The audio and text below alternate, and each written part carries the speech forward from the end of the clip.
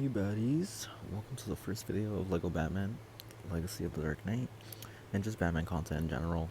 I'm a huge fan of the character, from the design, suits, backstory, city of Gotham, his villains, and everything about his character is my favorite. I still have to give Rocksteady a W for setting the blueprint for Batman games in general, since Arkham Asylum, this game is heavily inspired from the combat system to mechanics, and we don't talk about the Suicide Squad game because it doesn't exist.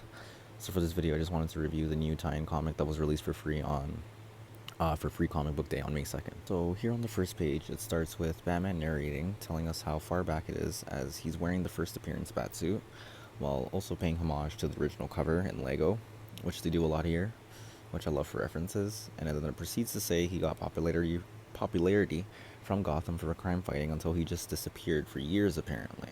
Okay, here on the second page, we go forward years later on the anniversary of his disappearance. The interesting thing here is that they have the way the report describes that he was last seen beyond Gotham in quotes, which references Lego Batman 3. So I guess this is the same universe. And later he also mentions Superman, so further confirmation there. Next, they interview citizens of Gotham that have a role in the city. So Commissioner Gordon with the 2020 Batman 2022 design, which is cool. Then the appearance of Vicky Vale, which interests me considering we know that the 1989 movie is involved. With the story is the scene where Joker crashes into the museum, so I thought that was pretty cool. And then finally we have Bruce Wayne obviously just making it seem like he just doesn't care about what's going on. Here on page 3, next page we get Bruce walking down the street with Egghead in the back as a cameo, which is just a meme character, so seeing him actually made me laugh. But not only that, he's serving Polka Dot Man, so that's interesting.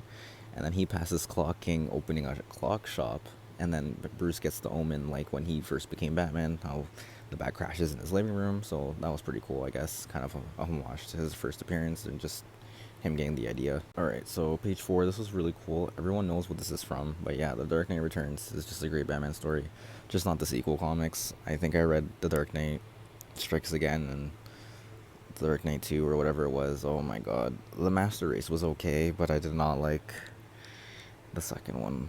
It was terrible. But anyways, but that's just my opinion.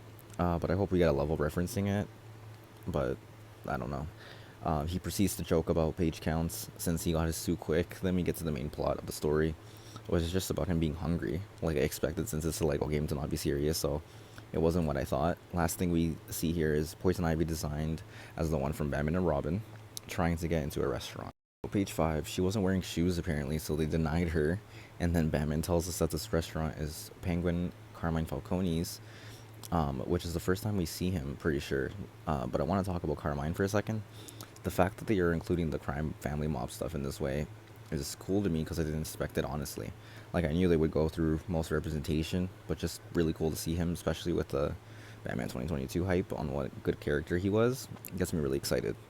And the last thing is just a bit of a gag of him trying to get into the restaurant. So page 6, he then gets denied for wearing a costume, so then he finds Condiment King, another funny Batman villain. A lot of people know. I didn't expect that. He's reformed, I guess, so he's a chill guy, which makes me laugh. And they proceed to talk about how he's gonna pay. Then he says how he needs to update his apps, which was kind of funny. He then says how he really needs the money to eat, and I don't blame him in Gotham of all places. Alright, here on page 7 we see Batman on top of a gargoyle, which is cool, wearing the suit that's the main ones used in promos.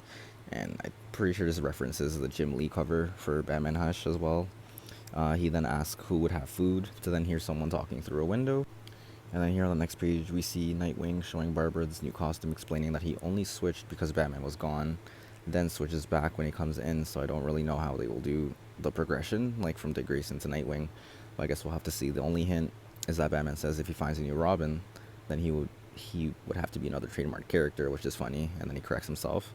Barbara then tells him he has someone important to tell he's back, referring to Catwoman, but he mistakes for Alfred as well. So on page 9, Batman then meets Catwoman at the Bat Signal, where Batman mentions Dr. Phosphorus, which is another cool villain that's mentioned. He's in the Bronze Age of Batman, pretty sure, so like 1980, around there. He says that he's ready to fight crime after getting food, and then we see Gordon with Harvey Bullock and Detective Montoya. Really cool to see them. Assuming then another thing I found funny is the fact that Bruce owes money to them somehow. Like, I don't know how that works, but that's funny. And then on this page, it shows Dick and Barbara with him now as Gordon. and then it switches on the bat signal. Right, and this page was probably my favorite one because we see more villains like Deadshot here, mentioning how he's back. Then Bane mistakes him for asking to break Batman's back, which is a nod to Batman issue number 497, Sparta Nightfall, where Bane meets Bruce when he gets back after a night out to then beat him through the manor to the Batcave until finally breaking his back, which caused him to be out of action for a while, and then Azrael takes his place as Batman. Of course, this is Lego here, so I would assume they would go a totally different route or not really make it affect him as much. Here, I guess we'll see, but cool reference to the best representation of Bane. Bane breaks his stud cart, which sends them everywhere, like the game, which is cool. Next, we see Ratcatcher for the first time, I think, and this might be the original one's daughter. So the version that learned what to do from her dad, which is cool. And then we see an Arnold, Mr. Freeze, and Batman Forever Two-Face here, which look really good, especially Two-Face. Then he suggests flipping his coin when someone in the background says that they shouldn't change anything from the original plan that they have. So this is like a mystery character. Finally, we see the Heath Ledger inspired Joker, which I love because it's the best interpretation of Joker and of the character just in general. No debate. And then having him reference the comic panel of him with the laughing around him is so cool. And knowing that it's from The Killing Joke is really cool as well. Batman The Killing Joke's written by Alan Moore, where we get the chemicals origin, which is in the game. So I would say this is my second favorite page just for that. And Killing Joke is just one of the best Joker stories as well. And then next we see Batman and Robin in the 2022 Batmobile, where Batman is hungry, suggesting a drive-through, then asks Robin for money, and it ends. I don't know why he would ask Robin for money, but anyways. And there you go. And that was the full tie-in comic. It was enjoyable. It was an enjoyable read for what it was, showing some cameos, references, a little plot to what we could expect to see. So I'm pretty excited, and we'll definitely make more videos on this game closer to release. And yeah, thank you for watching.